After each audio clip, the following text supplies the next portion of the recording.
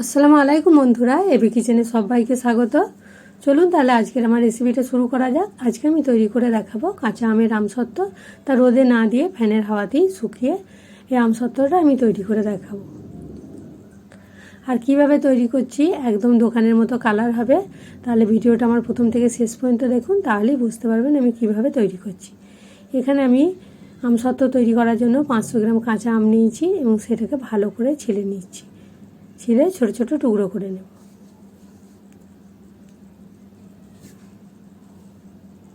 মাঝের যে অংশটা আমের কুশি বা আঁটি যেটা বলে সেটাকে আমি ফেলে দিলাম। এবার ছোট ছোট টুকরো করে নিচ্ছি।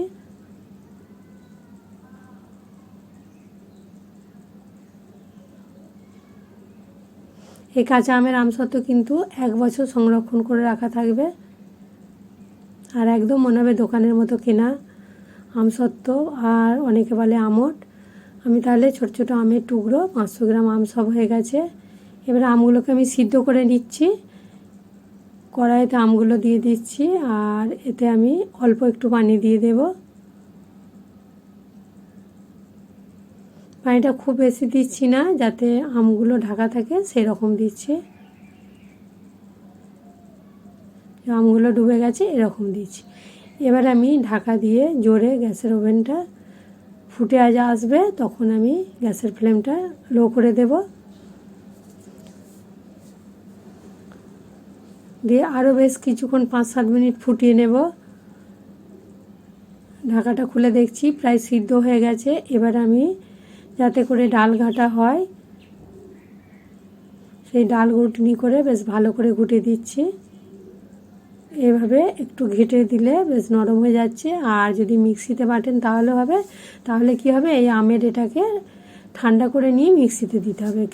আর কাঁচা আম বলে এমনিতেই নরম, এই ডাল ঘাটনির সাহায্যে দেখতে পাচ্ছেন কত সুন্দর একদম গলে গেল। এটাকে এবারে আমি ছাঁকনিতে ছেঁকে নিচ্ছি।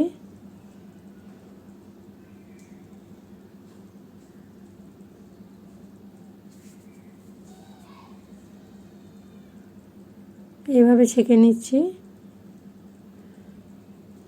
মোটা অংশ কিছু থাকলে সেটা বাদ চলে যাবে। তাহলে বন্ধুরা ঝটপট এইভাবে দেখে আমার ভিডিওটা দেখে ভালো লাগলে অবশ্যই এই রেসিপিটা একবার ট্রাই করুন বাড়িতে। আর রোদে না দিয়েই হয়ে যাবে, দেখবেন খুবই ঝটপট তাড়াতাড়ি। আর এখানে আমি 500 গ্রাম আমের জন্য 250 গ্রাম চিনি নিয়েছি। চিনিটা কম বেশি দিতে পারেন। আর এখানে আমি এটা চিনি ক্যারামেল তৈরি করে নেব, তাহলে কালারটা খুব সুন্দর আসবে। আর 1 চামচ পানি দিলাম শুধু। এই গ্যাসের ফ্লেমটা একদম লো করে দিয়েছি। এই যে কালার আসছে, এবারে আমি একটু নেড়ে চেড়ে দিচ্ছি চিনিগুলোকে।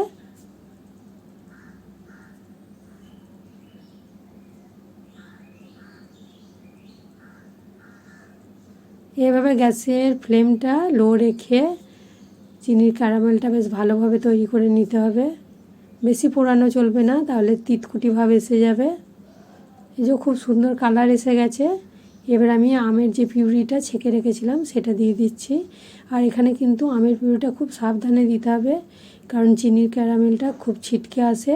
গ্যাসের ফ্লেমটা লো করে আর হালকাভাবে নেড়ে নেড়ে এটা তৈরি করতে হবে, নাহলে ছিটকে এসে হাতে লেগে যাবে। এই ক্যারামেলটা তৈরি করে দেওয়ার জন্য খুব সুন্দর কালার আসবে। আর ফুড কালার ইউজ করতে হবে না, না হলে এখানে ফুড কালার একটু দিলে দোকানের মতো দেখতে ভালো লাগবে। হালকাভাবে নেড়ে যাব। আর এই চিনির চাপ যেটা এসছে এটা লেগে গেছে, একটু আমি চামচের সাহায্যে ছাড়িয়ে দিলাম।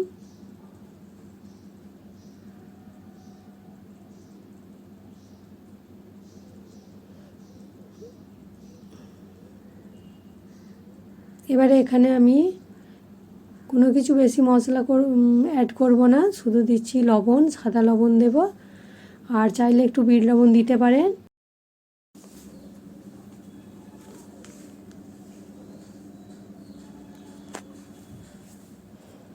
এখানে আমি সাদা লবণ দিচ্ছি পরিমাণ মতো। আর দিচ্ছি লাল লঙ্কার গুঁড়ো, যাতে কালারটা খুব সুন্দর আসে।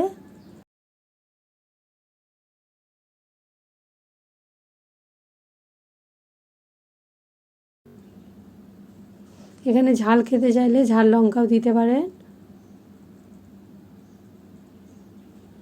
কিছুক্ষণ হওয়ার পর ঠিক এরকম হচ্ছে, এর ঘনত্বটা খুন্তিতেও লেগে থাকছে, পড়ছে ফোঁটা ড্রপ ড্রপ, এই যে বোঝা যাচ্ছে, আর খুবই স্লোলি পড়ছে।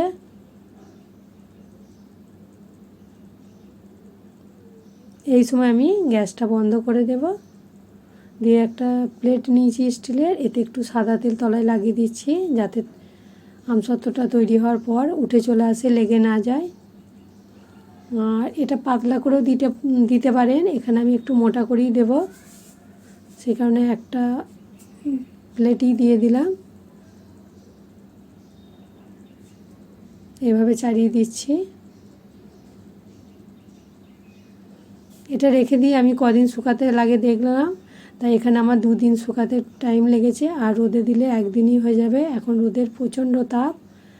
এবারে এটাকে আমি পিস পিস করে কেটে নিচ্ছি, যে যেভাবে শেপ দিতে পারে।